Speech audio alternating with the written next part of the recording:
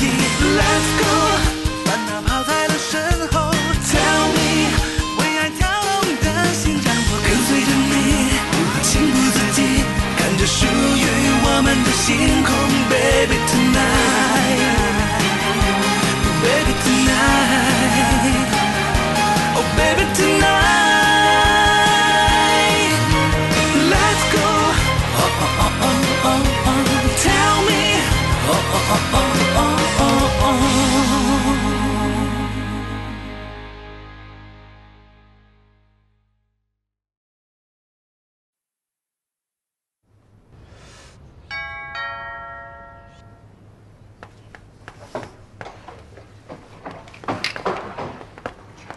回来啦，欢迎回家。快把行李拿上去。不用了，我来吧。还是我来。我爸呢？他去医院做理疗了。之前辛苦你了，从今天开始，我亲自照顾我爸。之前你照顾了那么久，也没见他有什么起色。我准备换一个医生，换一套方案。真是孝顺。这刚进门还没坐下呢，就开始挑我的不是了。我告诉你，我照顾你爸爸也不是心血来潮。你要想换医生呢，也可以，我找的可是市里的权威。如果你想换的话，我没意见，不过要问问你爸爸，看他同不同意。妈妈，哎，来，儿子，你看谁回来了？怎么不叫姐姐呀？你不是一直问妈妈姐姐什么时候来吗？姐姐这次过来呀，就跟咱们一起住了，开心吗？晨晨，姐姐给你带了小礼物，要不要跟我去看看？走吧。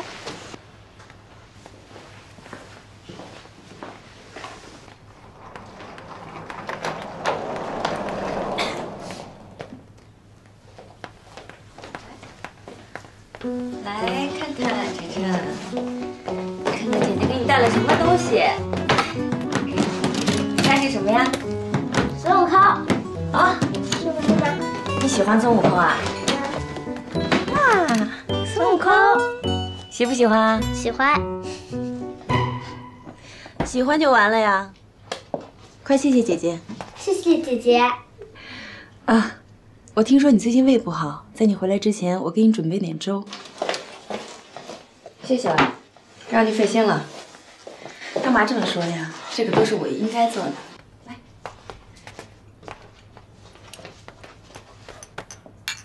尝尝喜不喜欢喝？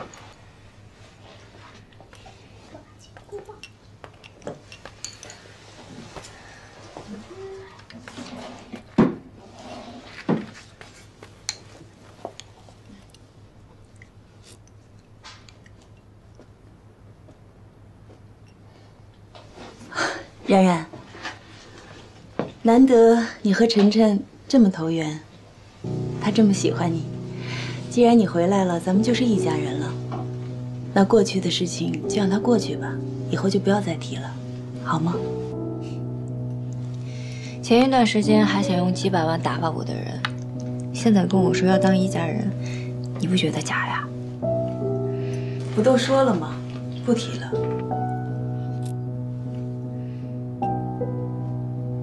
你觉得我这次回来是跟你和好的吗？不然呢？你还要继续跟我斗下去啊？你当初在英国给我上的那课实在是太受用了，我不回报你一点，我心里怎么都过不去。妈妈，你看我是孙悟空。真厉害，自己玩啊！妈妈跟姐姐说话了，去。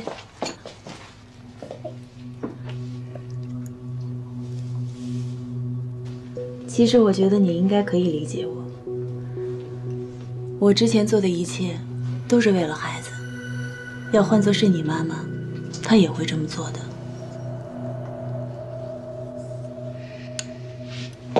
你错了，我妈才不会因为自己的孩子弄死别人的孩子呢。你是一定要跟我作对是吗？这是原则性问题。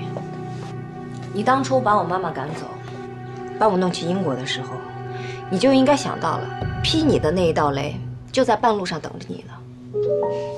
这只不过是时间早晚的事儿。你要是把以前的事情都赖在我头上，那我真的太冤了，对我不公平。你现在长大了，应该很清楚，他们2个人的婚姻是名存实亡，分开是最好的结局。要不是你的出现，他们会分开吗？看来你想好了，是要跟我作对。可以啊，但是我要告诉你啊，别以为你搬回来住了，你就赢了，还早呢，丫头。要跟我斗没问题，我奉陪到底，我有的是时间。但是你好像时间不是很多了。如果我没记错的话，再过1个星期，韩云姐姐就失踪4年了。到那个时候，如果你还没找到妈妈，就别怪我对你不客气了。我知道，向法院申请死亡，你手里不就这一张王牌了吗？你放心，我一定会找到我妈的，无论花多少钱、多少时间，我都会找到她。所以我有的不只是1个星期，而是1辈子。OK， 儿子啊，跟姐姐说再见吧。姐姐再见。走了，拜拜，再见。好好休息。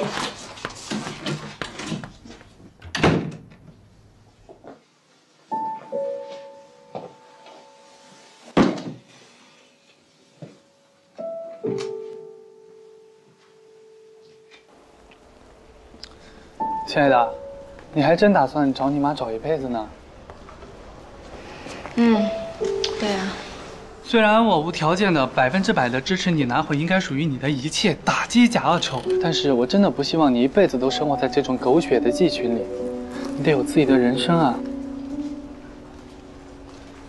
有些事情吧，尽力了就行了啊。我就是要拼尽全力，才能不留遗憾。算了，咱别想那些了。穿哪一套？这个，确定吗？虽然这套漂亮一些，但是这套更稳重哦。我确定。你要相信啊，正义虽然会迟到，可是它迟早会来。你取得胜利指日可待。现在只是刚开始，精彩的还在后头。你等着，我去给你拿双鞋。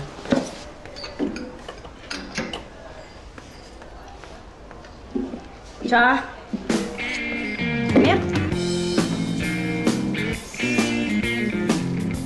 不像一个女企业家，倒像是一个小花瓶伪装自己是个女企业家。这就对了，我可不能让别人对我有戒心。最好呢，所有人都以为我是一个学艺术、傻白甜的富二代。有了，那你还差这件法器。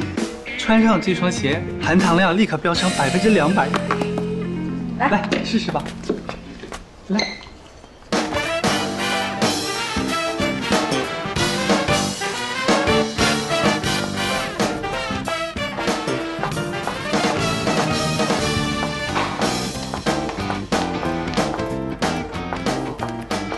你好，请问您找哪位？Hello， 我找陈洛。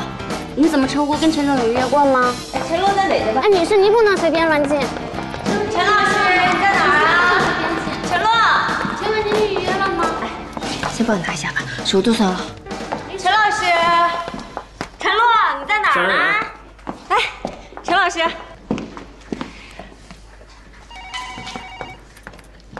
你怎么才到？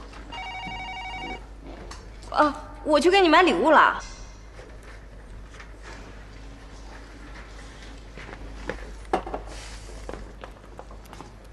我的时间很宝贵，我希望你不要浪费你的钱跟我的时间。你爸把你交给我，是希望你以最快的速度适应公司的运作，所以我没打算跟你玩角色扮演。你现在的身份是总助理实习生，我是你的直属上级，你的待遇和级别跟公司其他的实习生是一样的。要不要这么认真啊？一会儿你去行政部拿你的胸卡。公司早上9点上班，下午6点下班。上班按时打卡，迟到1次警告，2次就辞退。中午11点半到下午1点，公司有午餐供应，你可以刷你的胸卡，免费用餐。跟我来一下，我带你去看看。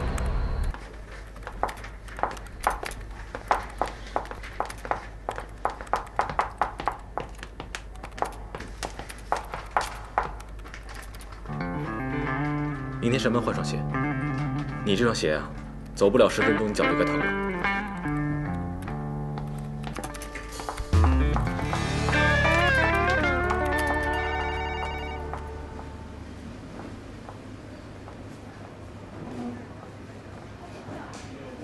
公司的食堂是自助的。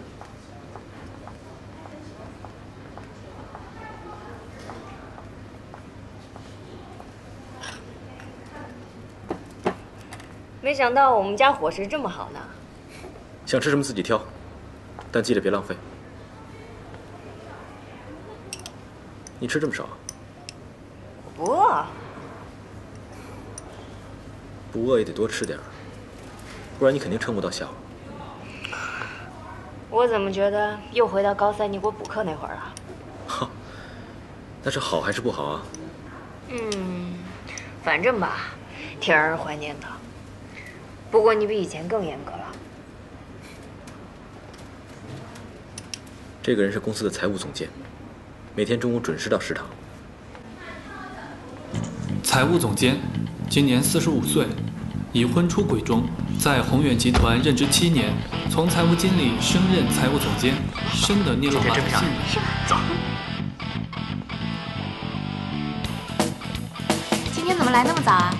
行政主管，33岁，找了个家境不错的男朋友，正准备买房结婚。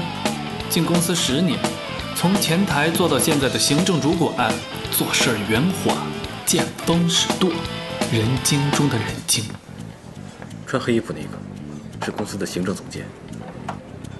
其实行政跟财务是一体的，只不过行政部的工作更加琐碎，但是因为他要跟每个部门打交道，所以他们认识的人最多，消息也最灵通。左边那个是市场部老大，右边那个是研发部老大。市场部老大和研发部的老大都追过行政部的主管，所以表面上一派平和，但是暗地里却相互敌视，有很多项目上经常唱反调。哎，他们是经常闹别扭吗？那他们那样吵就不怕伤和气啊？做生意又不是交朋友，要那么多和气干嘛？你知道我们宏远跟邵氏最大的区别在哪儿吗？邵氏是家族性经营，而我们宏远是公司化管理。邵氏最怕的就是家族内斗，而我们不怕。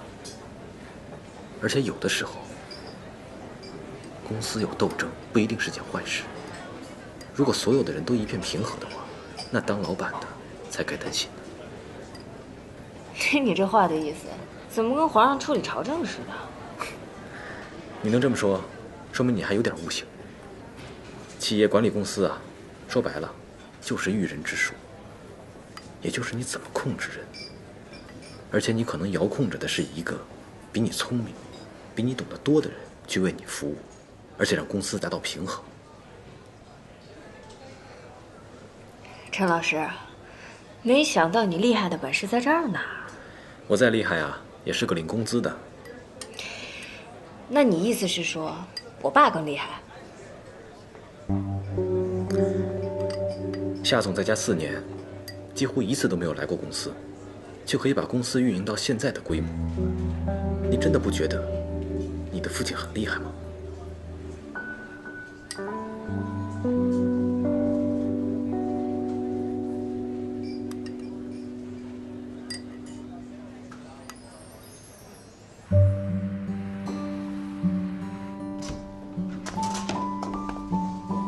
哎，这还是我第一次来我爸的办公室。是吗？我记得我小时候，我爸工作特别忙，经常出差。有一次我跟他闹脾气啊，为了不想让他出差，我把他公文包都给藏起来了。这么看来，你小时候跟你父亲的关系还挺好的。我们家呢是慈父严母，我妈是甩鞭子的那个人，我爸就叫我逃课溜号，他觉得小孩子嘛就应该无忧无虑的，所以那个时候经常带我去抓个鱼啊、爬个树什么的。为了这些，也没少跟我妈吵架。所以他们两个在闹离婚的时候，我反应那么激烈，我爸应该也没想到。好了，陈老师，现在你可以告诉我最重要的事情了。什么最重要的？刚才各部门的老大里面，哪些是彭京的人？哎，他怎么说呀？他还能说什么呀？说他不知道呗。这谁信呀？哎，市场部和研发部的老大我都查过了，他们都不算是老员工，都是在你爸出车祸之后才招进公司的。一个进公司3年，一个进公司2年。市场部的老大呢，是花了重金从别的地产公司给挖过来的，名校毕业，实战经验丰富。而研发部的老大呢，是一个凤凰男，兢兢业业的从底层一步步的奋斗上来的。他们这些中层管理呀，最会见风使舵了，除非得了什么天大的好处，要不然要想他们完全帮着彭京，那也是不大可能的。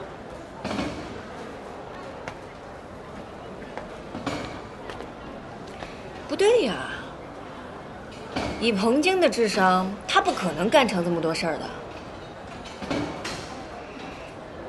肯定有人帮着他。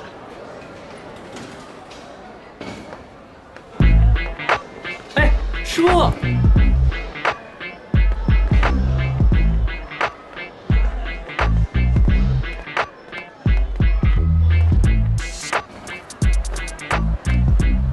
哎，师傅，你怎么追到这儿来了？我有事要问你，问你们。哎，问啊问啊。调查清楚彭京在公司有多少同伙了吗？找着呢呀，可是目前还没有找到什么可疑的人物。要不要我给你缩小一下范围？这个人呢，应该是你父亲出事之后才进的公司。能说点我不知道的吗？我爸出事以后进公司的人没有50，也已经有20多人了呀。人多嘴杂，彭京不可能大规模的招兵买马，他能收买1、2个心腹已经不错了。所以说这个人呢，应该能够接触到公司各个层面的事务，尤其是在财务方面，能够拿到第一手的资料，能够掌控全公司所有资金的流向，单独行动，而且不受太多人的监控。哎，财务部的总监倒是挺合适的。可是他进公司已经7、8年了，当财务也已经有20多年了。哼，工作这么多年了，应该结婚生孩子了吧？我猜他彭京这个同伙应该跟他年龄差不多，单身，非常能干，而且非常低调，几乎不会引起任何人的敌意，人缘非常的好。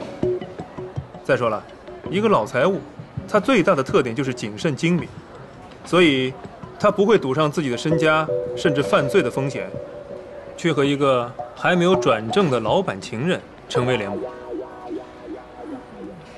人缘好，又年轻又能干，还能跟公司的人打成一片。公司有这号人物吗？哎，有啊有啊，陈洛。怎么可能呢？如果说陈洛和彭京是一对儿的话，那他为什么一直帮着我呢？哦，对哦。而且之前他有很多机会可以攻击我，可他都没有做呀。如果我是陈洛，我也不会一开始就攻击你的，因为我不知道你手里有什么牌。再说了，我在暗处，并不是你的目标，所以我会选择先争取你的信任，然后再找恰当的时机对你出手。好了，一切的不可能都已经排除了，剩下的再不合理，也应该是正确答案了吧？如果是这么说的话，咱们还有多少胜算呢？先按兵不动。不过最近你回家呢，应该会有危险，我要给你装一个监控，省得你在自己家里被人暗算都不知道是谁。名义上是想保护我，其实是想监视我吧？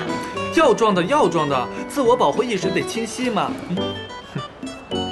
哎，蛋卷，咱们伟大而隐秘的任务呢？叔，您放心吧，您交给我的事儿，我一定办得妥妥的。行，你们继续玩吧，我走了。拜拜，叔。拜拜。蛋卷儿，你干嘛呢？我膜拜大神呢！哎，难道叔就是传说中的长大后的柯南君吗？蛋卷儿啊，你也觉得陈洛和彭京是一伙的吗？大神不是说了吗？排除一切不可能的因素，那剩下的即便再不合理，那也是正确答案了吗？你还能再盲从一点吗？可是呀，我就是有一点想不大明白。你说这个彭京啊，到底有什么魔力呀？你爸是个老年人，品味差，那是有历史原因的。这个陈洛，怎么着也算是一个长得不错的有志青年，他怎么就能跟那女人那么水乳交融、俯首称臣，那么一心一意呢？他图什么呀？现在事情还没有搞清楚，还没有找到证据，你别瞎说。你又干嘛呀？不行，我脑容量不够用了。我得赶紧去倾听我的内存。哎，一会儿我们再重新整理一下思路啊。拜拜。拜拜。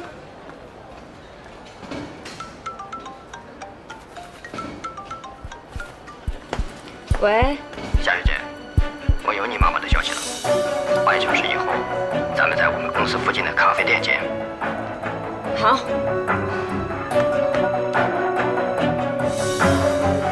爸，我给你介绍一下，这位就是苏小姐，啊，这位就是苏沫小姐的经纪人林湘安先生。邵总，你好，我们又见面了。苏小姐，邵总你好。幸会啊！哎呀，苏小姐本人比照片更漂亮啊！您过奖了。来坐。林先生、苏小姐，你们没有看过我们飞系列的式样吧？是的。我们就看了一个平面设计稿，那我给你们做个简单介绍。这个系列产品呢，是力狮集团花大心思研发出来的，特别是在面料方面，已经达到了国际同等水平。如果放到国际市场上，我们也是非常有竞争力的。我们开发这个系列产品啊，不单是要占领国内市场，还要开拓国际市场。但是，这个设计一出来，就有人说太保守了，跟时下年轻的审美观呢有落差，所以我就想请教一下苏小姐，您代言过很多的运动品牌，这方面你有什么看法？我哪懂呀？我的专业是建筑设计，服装设计这块我真的不在行。哎呀，苏小姐，你就别谦虚了好吗？有什么想法就直观的说出来，好吧？那如果非要我说的话，我只能凭着自己对建筑设计的一点了解，随便说说了，不要介意啊。好，苏小姐，你就敞开说吧。其实，在建筑设计里面，创新也是非常重要的，但是遵循传统规律也是非常重要的。如果一个设计师连最基本的、最传统的，也就是我们所说的保守的东西都没有琢磨透的话，我相信他也是创造不出来什么很好的设计的。所以，其实，在设计里没有什么保守或者不保守可言，只有完整和成熟的作品可言。这苏小姐说的就是跟一般人不一样，太了不起了。邵总，感谢您能给我们这样的机会。我们之间就不用客气了，我跟你爸也经常见面，我看你这称呼啊，应该改了，叫我叔。邵主任，哎，这就对了。不说，哎，来，我给你们介绍一下，邵明哲，我的侄子，现在负责飞系列的市场推广。林向安，邻居的公子。这位是邵总，我们之前认识。哦。邵明哲先生，好久不见。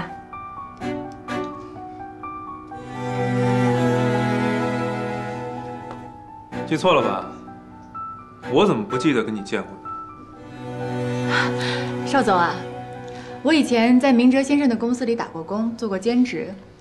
那个时候，邵先生公司还是做软件技术开发的，公司的名字叫创盛，对吧？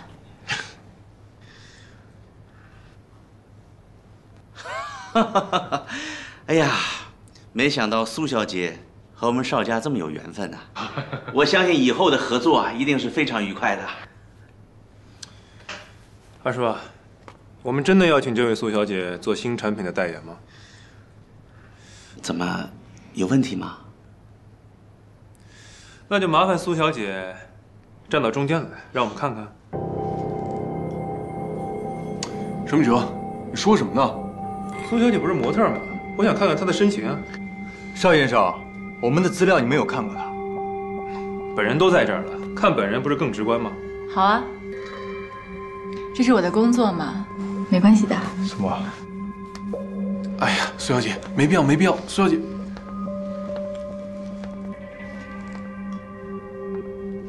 我想看一下45度的侧面。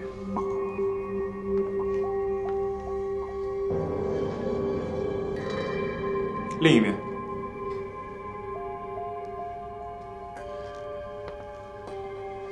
能不能把外套脱了？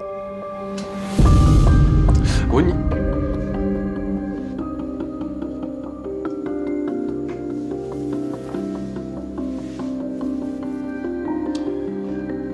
平时都喜欢做什么运动啊？跑步、瑜伽一些无氧都会做。肌肉量不够，需要增肌。走个来回我看看。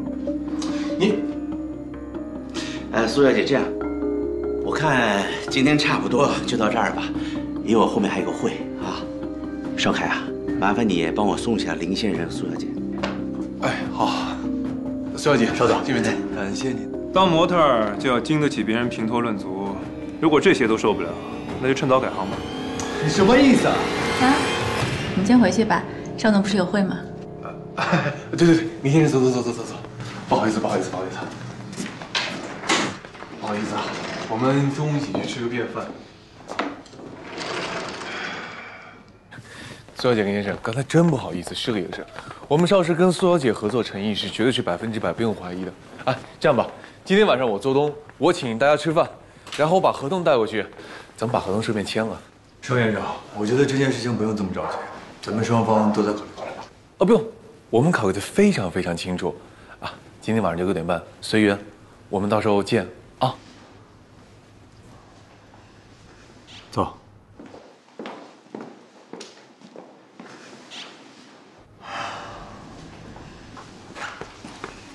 晚上的饭别去吃了，咱不跟这样的人合作。怎么了？他有什么资格这么对你啊？我没事儿。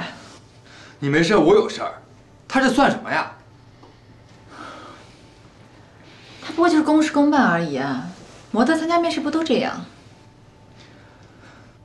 是，他这么对别人我没意见，但他不能这么对你。他为什么不能这么对我呀？难道你希望他对我另眼相待吗？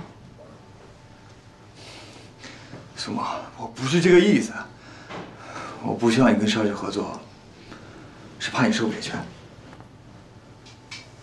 我现在跟我们打电话，这不合作。别打，这合约我签订了。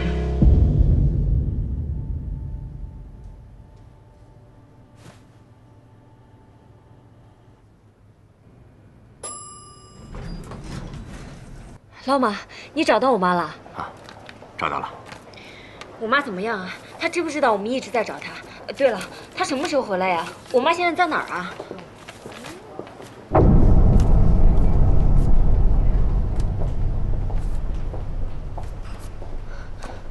这是什么呀？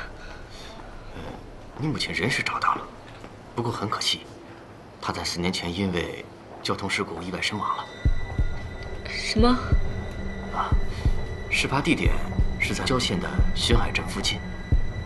事发当天，那天下着大雨，路面湿滑，你母亲开着车翻进了河里，被送进医院抢救无效，过世了。当时啊，医院没有找到你母亲的身份资料，警察在无人认领尸体的情况下，将尸体火化了。夏小姐，啊，你没事吧？没事。啊，你看，这个结果虽然不是最好的，但是也总算有个交代，啊，夏小姐，不要太难过了。好了，事情还没有证实之前，我也没打算难过。啊，夏小姐，我们这个……老马，你让我自己在这待会儿吧。啊，行行行，没问题啊。你有什么事情需要我的话，随时给我打电话。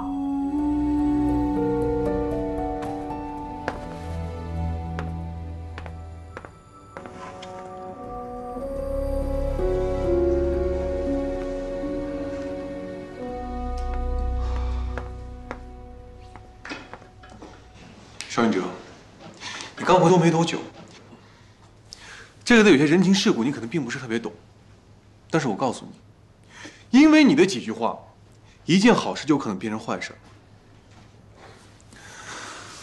我不管苏沫过去是不是你公司的实习生，但是当下她就是一个明星，一个刚从英国留学回来，即将嫁入银局蒋家的未来儿媳妇。明星，现在当明星真容易啊！有个100-200万粉丝就能当个明星了，他条件又不好。再说了，我们邵氏一贯的作风就是请一线大明星，你请他省推广费啊。我已经跟你说过，我们请他看重是他另外的身份。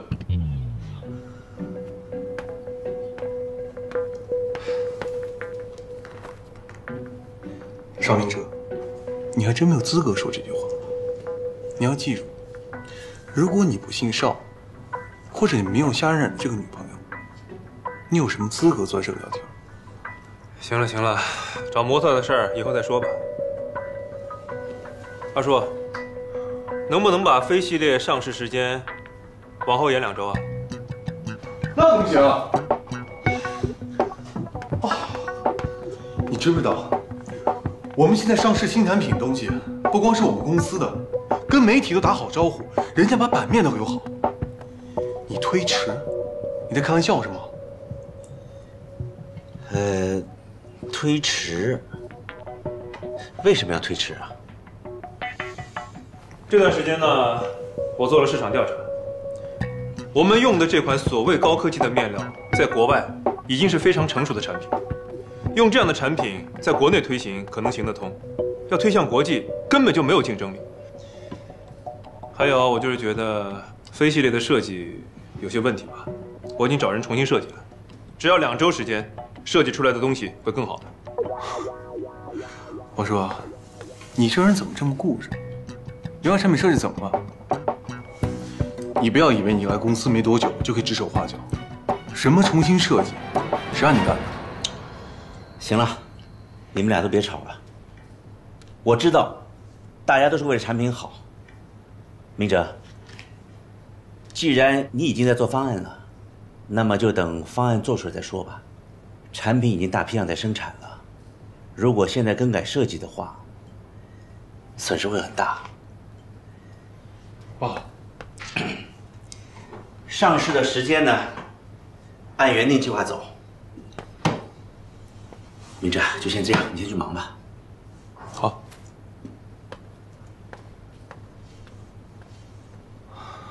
爸，你太惯着他了，他咱还要多久啊？懂什么呀？你少在这咋咋呼呼。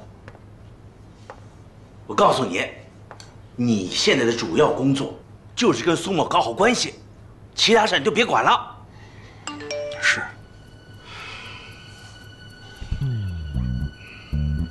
邵总，晚上我和苏沫突然点事情不能跟您吃饭了，我将合约的附加条款发到您的邮箱，请查收。附加条件？怎么了？您自个儿看吧。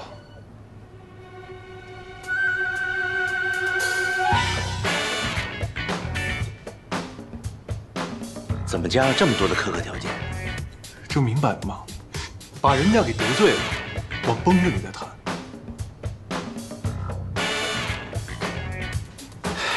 往崩里谈的啊！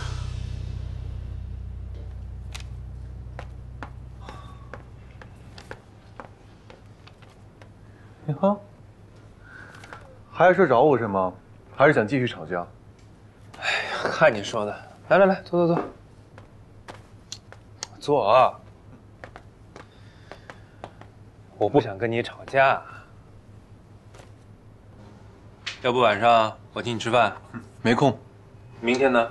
明天没空，天天都没空。哟，你这个样子是要跟我绝交啊？你可以这么说，请你想一下，从你回国到现在，我是怎么对你的，你是怎么对我的？你知不知道飞希尔是谁在主抓？是我呀！你一口一个淘汰了，一口一个过时了，哼，打谁脸呢？什么亲情，什么手足啊，完全没有，太心寒了。小凯，工作归工作，兄弟归兄弟，你少说这些道貌岸然的话了。你在夏冉冉的事上没少给我挖坑。哎，我是不是劝过你别和夏冉冉走那么近？我有没有？你，哎，走，我看你就心烦。要不明天我请你吃日本料理，哼，再给你介绍美女。得了吧，您干脆把我做成生鱼片吧，我今天晚上就得给苏沫去装孙子。哎，我就搞不懂了，凭什么你把人惹生气，我得去替你擦屁股啊？他怎么了？不干了？他不干就不干呗，又不是非他不可。你，大哥，我求你了好吗？求你别再给我添麻烦了好吗？我求你了，请你走吧啊！哎，快干嘛？我实在是不想看到你，好吗？少凯，再见。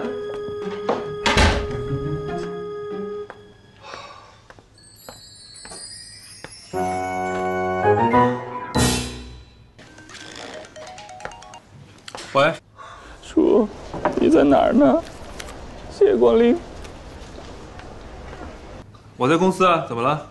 刚才老大来问我借车，说要出去，我看他脸色不大好，我就问他，他也不告诉我，我就说我跟他一块儿去吧，他也不让。我现在越想越担心，越担心我越害怕，越害怕我就越想哭。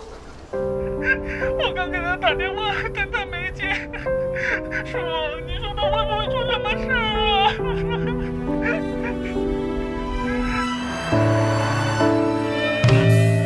没错，就是。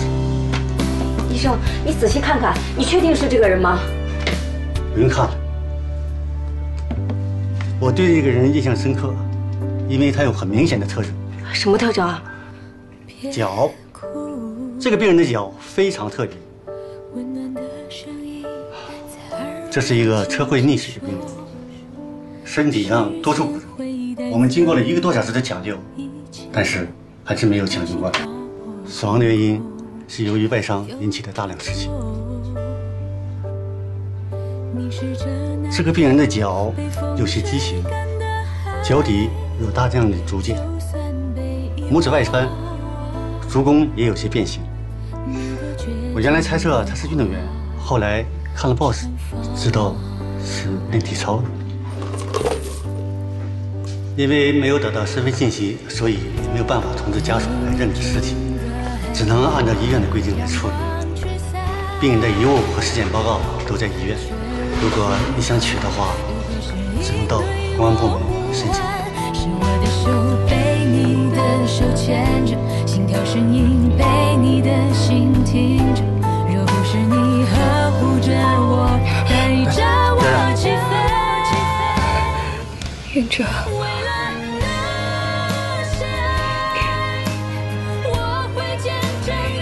医生说那是我妈。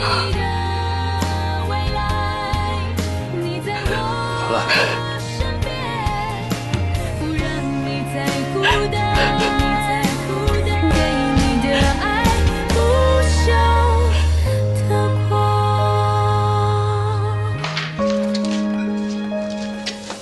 哎，你怎么不换衣服啊？啊？哟，穿这么好看，上哪儿去啊？不是约了少凯吃饭吗？哎呦，我忘了告诉你，刚刚少凯给我打电话了，说他临时有急事儿，不能跟咱们吃饭了。不早说，白打扮半天了。哎，我的错，我的错。那要不这样，咱们择日不如撞日，他不请我请啊，不能辜负了人啊。有你这样的太太，我都少活10年。是吗？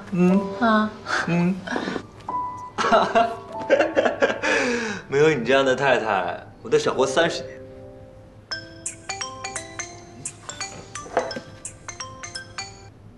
喂，哎，是我。不是说明天送吗？怎么现在就到了？行。那我想想办法。订好的厨房设备到了，本来说明天送的，结果现在就送来了。店里也没人，我可能得去一趟。咱们的晚饭要不改天？可以啊，改天再敲你竹竿吧。没问题。喂，哎，那我现在过去。好，再见。那我去换衣服啊。慢点啊。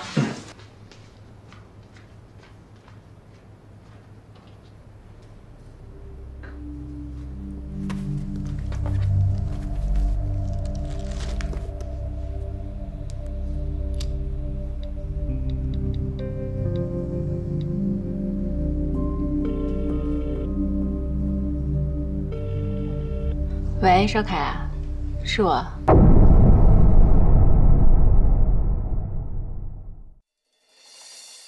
你手里印记，我苦苦寻觅我们的秘密，而斗转星移，而时空交替。爱能创造奇迹，我们不再势均力敌，任凭我是怎样无所畏惧，怎样放手掩秘，我早已中了你木马侵袭，任凭你攻城略地。想反击，却早已来不及。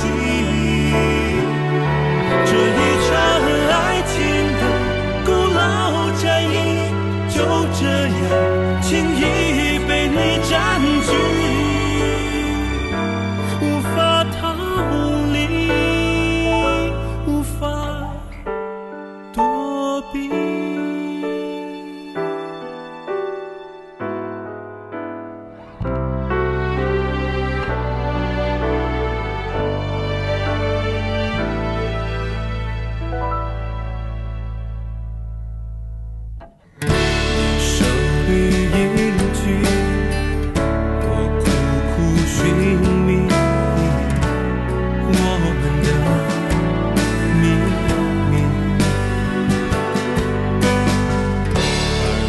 转心意，而时空交替，爱能创造奇迹。我们不再势均力敌，任凭我是怎样无所畏惧，怎样放手掩秘，我早已中了你。任凭你攻城略地，想反击，却早